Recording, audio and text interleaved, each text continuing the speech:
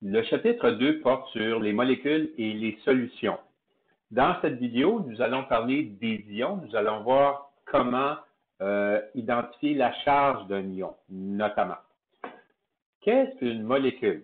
Une molécule, c'est un groupe de deux ou plusieurs atomes liés chimiquement, quelque chose que vous savez déjà. On peut voir des molécules assez simples, comme par exemple une molécule d'ozone, ou une molécule un petit peu plus complexe, comme par exemple une molécule de glucose, sucre, ou une molécule très complexe, comme par exemple une molécule d'ADN.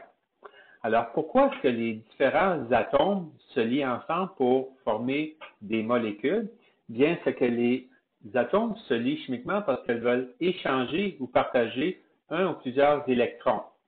Alors, si vous songez à toutes les molécules qui pourraient exister, que ce soit du sucre, de l'eau, du dioxyde de carbone, les molécules qui nous constituent, ben, le fait que ça soit possible, c'est parce que à un moment donné, des atomes se sont échangés ou partagés des électrons. Pourquoi est-ce que les atomes font ça en premier lieu? Bien, c'est pour être électroniquement stable. Alors, un atome a tendance à vouloir acquérir la configuration électronique des gaz nobles. On se souvient que les gaz nobles, la plupart, sauf si on parle de l'hélium, ont 8 électrons de valence. Donc, leur couche de valence est pleine. À ce moment-là, ils ne sont pas réactifs, ils sont électroniquement stables, ils n'ont pas tendance non plus à former des composés. Alors, les autres éléments, qui ne sont pas des éléments de la famille des gaz nobles, ont tendance à vouloir acquérir cette même configuration électronique. La plupart vont suivre ce qu'on appelle la règle de l'octet, donc octet veut dire 8, donc ils ont tendance à vouloir acquérir 8 électrons de valence dans leur dernière couche électronique, bien sûr. Alors, il y a aussi une règle qui s'appelle la règle du doublet pour certains éléments qui sont plus légers, parce qu'ils ne peuvent pas remplir au complet une couche, une deuxième couche, une première ou une deuxième couche avec 8 électrons, disons. Alors, par exemple, le beryllium, lui, ben, il y a seulement 2 électrons dans sa couche de valence, alors il ne peut pas aller en chercher 6 autres. Donc, il va respecter la règle du doublet, il va plutôt perdre 2 électrons, et puis, à ce moment-là, il va avoir une couche électronique stable, c'est-à-dire qu'il va rester seulement 2 électrons dans la première couche et ça le rend stable. Pour les autres éléments, bien, ça va être 8 électrons de valence qu'ils vont devoir retrouver dans leur dernière couche. Alors, par exemple, si on regarde le fluor est dans la famille 7A. Le fluor a 7 électrons de valence. Pour devenir stable, ce que le fluor va faire, lui, il va aller chercher un électron qui va s'ajouter ici. Alors, finalement, sa dernière couche va avoir 8 électrons. Il va être électroniquement stable. Si je prends le sodium c'est un alcalin dans la famille 1A. Lui, il a un seul électron de valence. Alors, dans le cas du sodium, c'est un petit peu différent. Au lieu d'aller chercher 7 électrons, ce n'est pas vraiment possible, bien, il va plutôt perdre l'électron qui est ici, et la couche inférieure va avoir 8 électrons. Donc, on peut dire d'une certaine façon que ça devient sa couche de valence, il devient électroniquement stable. Alors, un atome qui a perdu ou gagné des électrons, on va appeler ça un ion. Alors, selon qu'il a gagné ou perdu des électrons, il va devenir négatif ou positif. Donc, par exemple, si j'ai ce qu'on appelle un atome a le même nombre de protons que d'électrons. On dit qu'il est électriquement neutre. Par contre, si j'ai un atome qui a gagné un électron, bien, à ce moment-là, il va être plus négatif que positif. Il va avoir gagné une charge négative. Donc, sa charge, au final, va être négative. Il a plus, présentement, d'électrons que de protons. Si je regarde un autre élément, comme par exemple le magnésium, lui a tendance à perdre 2 électrons.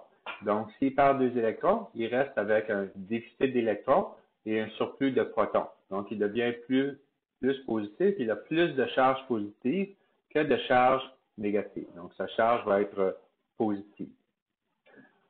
Alors, si vous regardez dans vos notes le petit tableau, pour un ion négatif, il va y avoir un gain d'électrons, ça peut être un ou plusieurs selon l'élément. Le nombre d'électrons, donc, va être plus grand, ce qui veut dire que l'ion va être négatif. Un atome qui a gagné ou perdu des électrons, on appelle ça maintenant un ion. Donc, on ne peut plus parler d'atome à ce moment-là. On parle d'ion.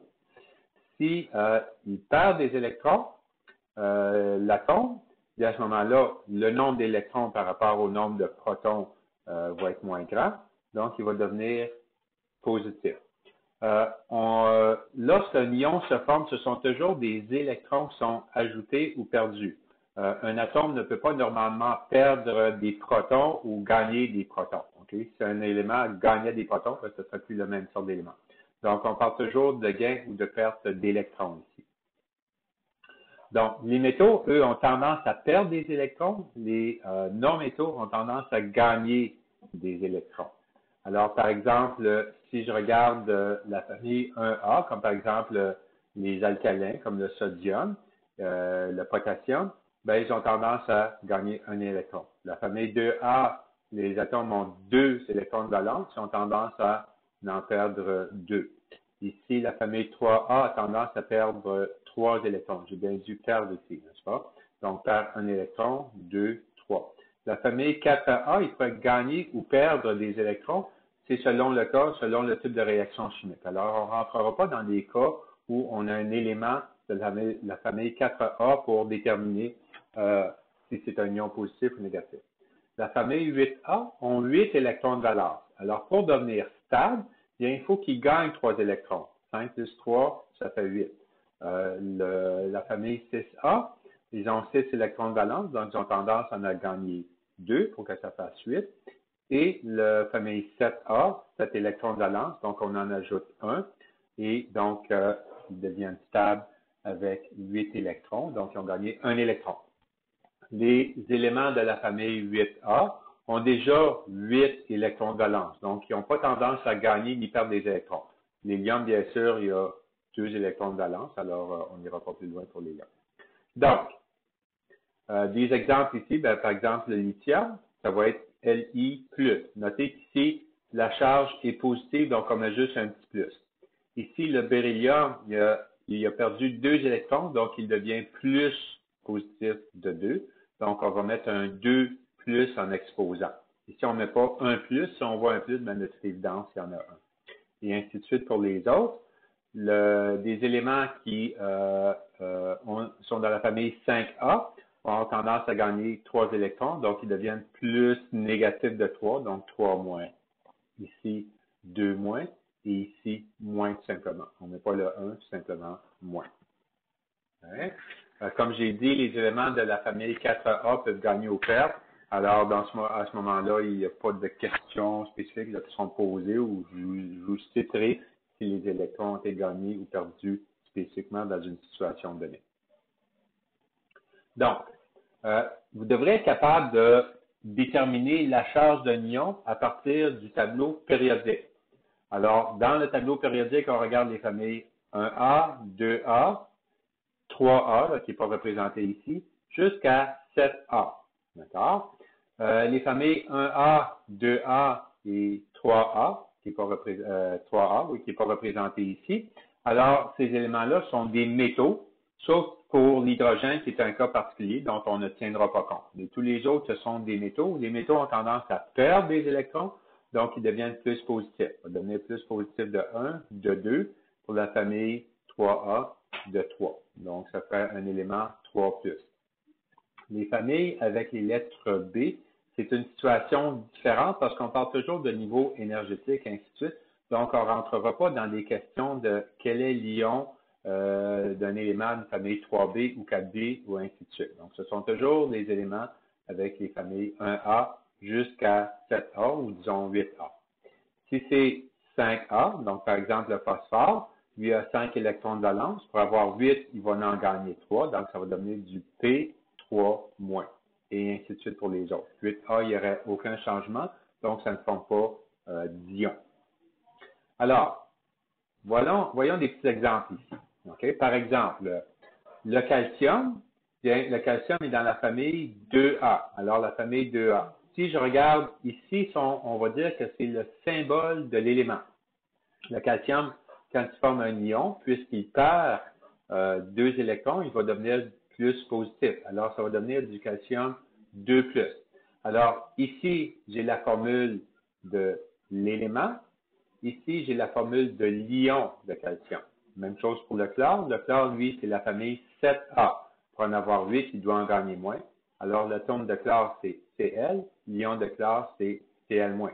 Allez pas mettre Cl 7- ici, ou quoi que ce soit. Il y avait déjà cet électron de valence, il en a gagné un, donc il devient plus négatif de 1.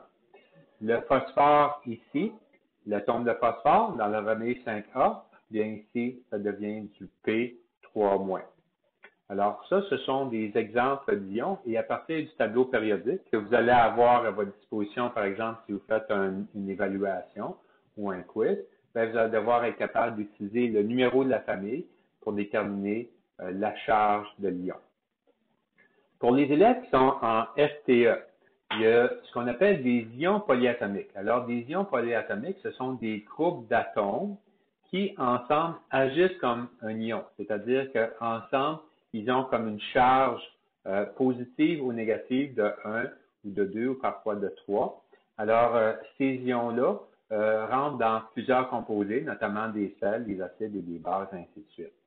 Les élèves en ST, je ne demande pas de les apprendre par cœur, mais vous devrez être capable de reconnaître une formule dans laquelle on a un ion polyatomique. Je ne vous demanderai pas les charges, mais vous devrez être capable d'apprendre à les reconnaître. On verra ça un petit peu plus loin dans des formules chimiques, mais à un moment donné, dans ce chapitre, on va voir des équations de dissociation électrolytique et vous devrez être capable d'utiliser cette information pour identifier les ions dans une solution. Ça, on revient à ça plus tard. Donc, pour les élèves en STE, vous devriez en particulier retenir les éléments avec le petit point orange parce qu'ils sont les plus susceptibles de revenir dans un examen du ministère.